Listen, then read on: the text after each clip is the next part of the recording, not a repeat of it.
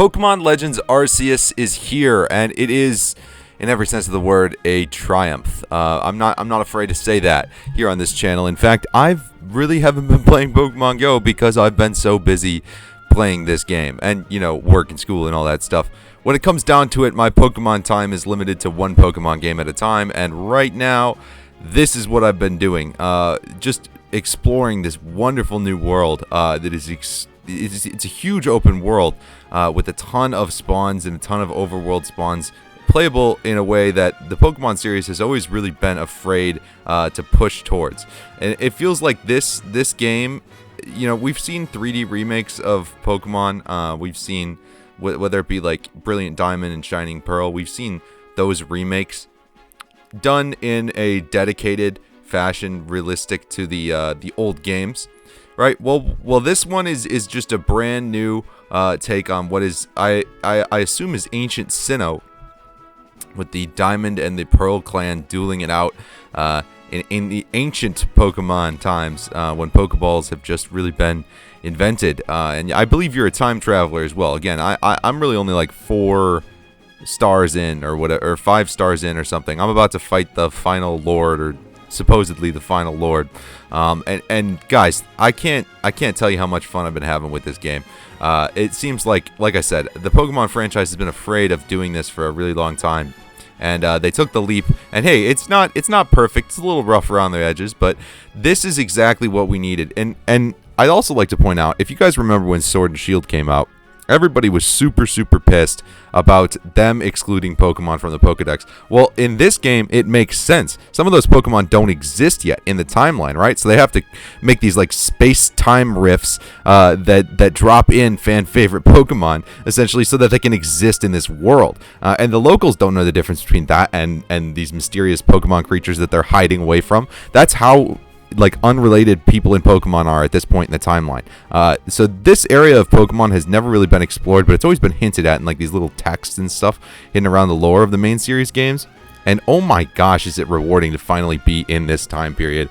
I'm here as Gwen Stacy, just because I had never played a Pokemon game as a female before, and somebody said that to me before, and they're like, you've never switched it up. I make them all separate characters. I'm like, oh, okay, all right, I guess I'll make a character, Gwen Stacy from Spider-Man. Look at that, guys. Yeah, she falls in from the space-time rip, so I thought it was funny because, you know, Gwen Stacy falling. Oh god, I'm dark. All right, anyway, guys, honestly, the reward factor of slowing down and going through this game really slow is so much fun. It took me a super long time to find this like peat block thing to evolve Kanye the Ursaring into Ursaluna, and that was super satisfying, just like having to do that and wanting to do that for my team and my adventure before progressing.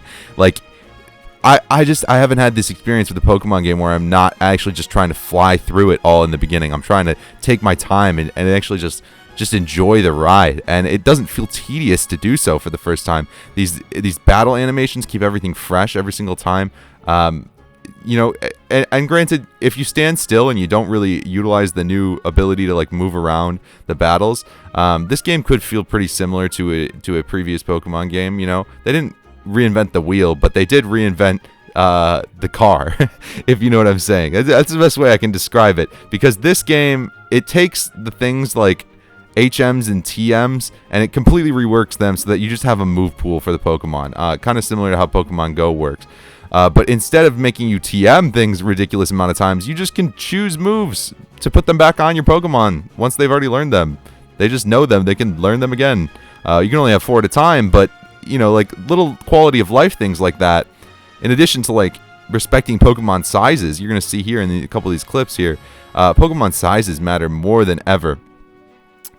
Here, I'm just playing in one of these space-time rifts at this point. Saw a Cranidos. I was like, I gotta catch me a Cranidos, because I don't know what I'm gonna see that cranny again. You know, there's also starters like Sinnoh starters just in the overworld, which I had never seen before. Just like starters chilling in the overworld, other than in like Let's Go Pikachu, Let's Go Eevee, which I thought was super cool. And there's a ton of new like evolutions and like forms for previously existing Pokemon, which keep the game really fresh. but there's not an overwhelming amount, and that is honestly what I think is one of the best parts about it, right? I was talking about this game pretty in depth on Go Battlecast last night with my buddy Zach and my buddy Swag Tips, and guys, we were kind of saying like this is exactly what the series has been waiting for. There's only a few new Pokemon. I think there's like less than 30 new forms in Pokemon in overall. Again, I haven't finished the game yet, so there isn't. I've seen a couple. I've seen like the ones you've seen in this video. I've tried to keep most of them on my team, but obviously you can't even do them all. Leavanny, right, or Petalil, maybe. I don't remember. One of them has a different form. But yeah. I just thought it was super cool to see so much variety in something that didn't really have a whole lot in the past, right? Like Pokemon games have kind of stuck to the same formula for a while, including Sword and Shield. And I've played them all, other than Gen 5. I still have to go back and play Gen 5. At this point, I might as well just wait for the remix. But Gen 5 is the only series I haven't played. Black and White and Black and White 2. I did not like the Pokemon designs at the time, and they've grown on me since those Pokemon have come into Pokemon Go, so maybe I'll go back and try that eventually. But honestly, having played all of the main series games, I can say confidently, only halfway through this one, I'm having more fun with this adventure than I've ever had in a Pokemon game. And I feel like having my first game ever being Pokemon Silver on the Game Boy Color, and I played it on, and it was the Game Boy Color cartridge, but I played it on Game Boy Advance. Pokemon, obviously, main series games influence what I do today on a daily basis, right? By making a Pokemon Go channel, I feel like the definitive Pokemon experience is always going to be going out and catching Pokemon in real life. So for me, this isn't going to like replace Pokemon Go. And in fact, once I finish this game, who knows how long I'll play it or shiny hunt in it afterwards. But I'm just bewildered by how like the childish glee I get out of this game, compared to what I had in previous entries in the series, where Sword and Shield just kind of felt like a chore to slug through. And granted, the stadium battles and all of the big city aspects of it were pretty cool. Gigantamax, it's all right. Mega Evolution was better, but it doesn't really matter in the grand scheme of it, because this is proof that they're willing to go very different in the future of the series. So I'm really just super interested to see what happens with Pokemon going forward. Another thing we were talking about on that Go Battlecast podcast, and I'll link that below, was that this series is gonna these Pokemon are gonna have ramifications for Pokemon Go in general. The move pools are a little bit limited in terms of the moves available in Pokemon Go. That are also in this game, but we're gonna see how the Pokemon Company works around that. And Swag Tips and Zach and I had a couple ideas of what they might do on that podcast. But again, for just like a longer, in-depth discussion of a lot of these topics, a little bit more on Legends Arceus. I don't want to be making a bunch of videos on Legends Arceus, but guys, I felt like I owed you an explanation as to where I've been for the past couple days, because I posted that Turtwig gameplay video and then I peaced out.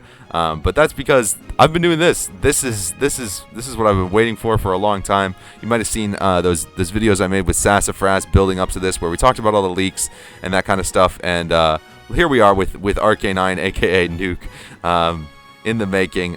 So we're gonna see what happens with the HISUIAN stuff in the future. And I really think that we're gonna see these Pokemon joining Pokemon Go sooner rather than later. So I think it's only a matter of time. I think it's only a matter of time on all these guys. But no matter what kind of player you are, no matter what kind of relationship you have with the main series games, with Pokemon in general, there's a lot to love in this game. And honestly, the people who made it, it's very clear that they love these games. And I'm assuming the series is so old at this point that we're starting to get developers who grew up with Pokemon. And that is honestly what I've been waiting for, I feel like, in the whole series lifespan.